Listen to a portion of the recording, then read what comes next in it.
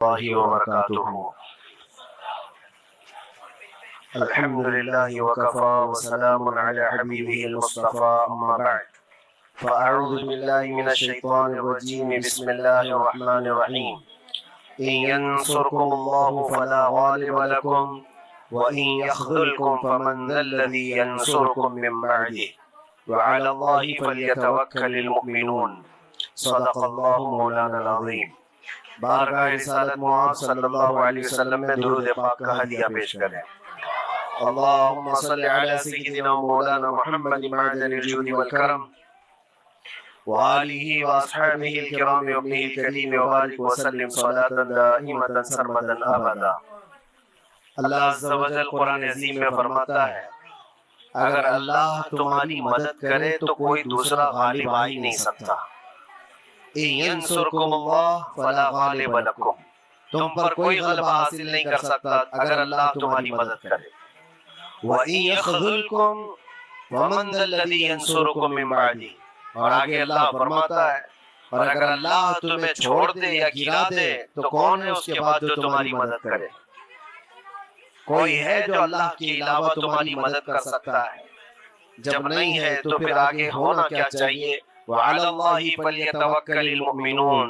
تو مومنوں کو چاہیے کہ وہ صرف اللہ پر بھروسہ کر کے رہیں. فتح، نصرت، مدد، یہ سب جو چیزیں ہیں بہت سارے لوگوں کے ذہن و دماغ میں ایسے ہے کہ فوراً آ جانا چاہیے. کوئی بھی فتح ہو، کوئی بھی مدد ہو، بغیر تمہارے اسٹرگل کیے ہوئے، بغیر مصیبت اٹھائے ہوئے نہیں ملے گی. اگر فتح و نصرت یوں ہی آپ کو روزانہ ملنے لگ جائے تو کیا رسول پاک صلی اللہ تعالیٰ علیہ وسلم مدینہ طیبہ میں بیٹھ کر دعا کرتے تو ساری چیزیں فتح یاب نہیں ہو جاتی؟ آپ صلی اللہ تعالیٰ علیہ وسلم کو بدر میں جانے کی ضرورت کیا پیش آئی؟ احد میں اپنے 70 جوان صحابہ کی شہادت پیش کرنے کی ضرورت کیا پیش آئی؟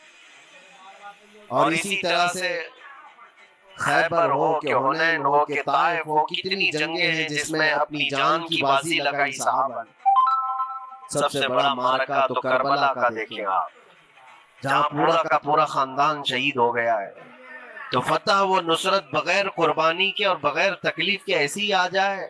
آج کے زمانے میں ہم سوچ کر کے بیٹھے، ایسا نہیں ہوتا. اسلام زندہ ہوتا ہے ہر کربلا کے بعد، اور اللہ کی مدد آتی ہے، یہ بھی نہیں ہے کہ نہیں آئے گی.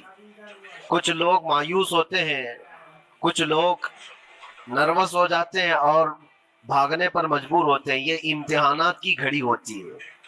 ایک حدیث پاک میں آپ کو بتاتا ہوں. اللہ کے نبی صلی اللہ تعالیٰ علیہ وسلم ارشاد فرماتے ہیں کہ آخر زمانے میں ایک ایسی عظیم جنگ ہوگی ایمان والوں کی اور رومیوں کے درمیان.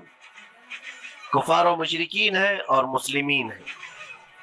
اس کو ملحمۃ الکبریٰ کہا گیا ہے. قیامت سے قریب ہونے والی یہ سب سے بڑی جنگ ہے. اسی سے آپ اندازہ لگائیں.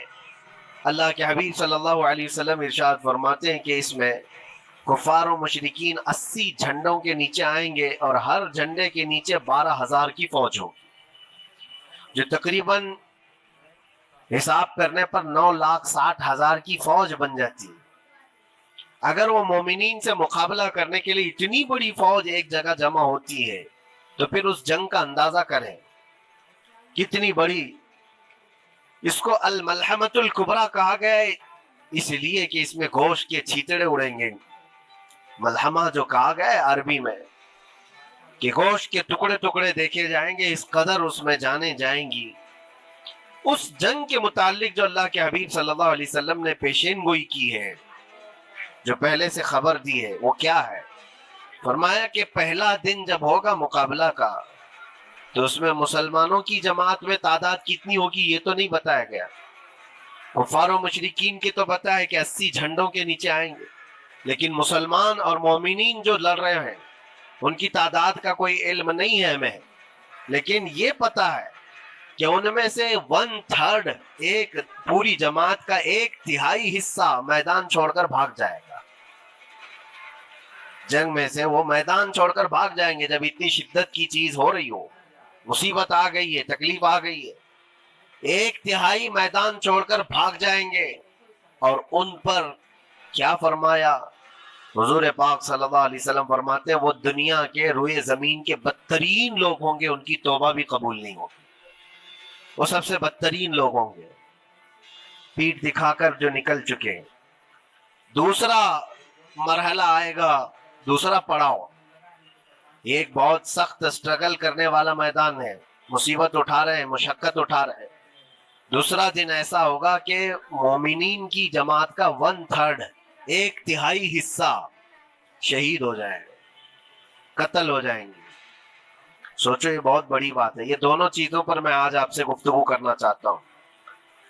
1/3 حصہ میدان چھوڑ کر بھاگ جا رہا ہے اور 1/3 حصہ قتل ہو گیا، شہید ہو گئے۔ بچے کتنے ہیں؟ 1/3۔ لاسٹ میں 1/3 حصہ بچا ہے، یعنی ایک میں اگر 3 پارٹ کریں تو 2 پارٹ تو ختم ہو گئے، 1 پارٹ بچا ہے۔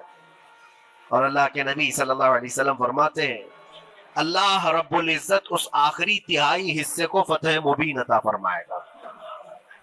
فتح تو ہے ان کی، فتح ہوگی ان کی، لیکن جو حصہ بچا ہوگا وہ اخیر کا 1/3 حصہ ہوگا۔ اب اس پر مجھے عرض یہ کرنا ہے، مومنوں کو اگر فتح دیکھنا ہے، اللہ کی نصرت اور مدد دیکھنی ہے، تو یہ 2 چیزیں تو برداشت کرنی پڑیں گی۔ کون سی؟ پہلی چیز اپنوں کا چھوڑ کر بھاگ جانا، اور دوسرا اپنوں کا اپنے سامنے مر جانا۔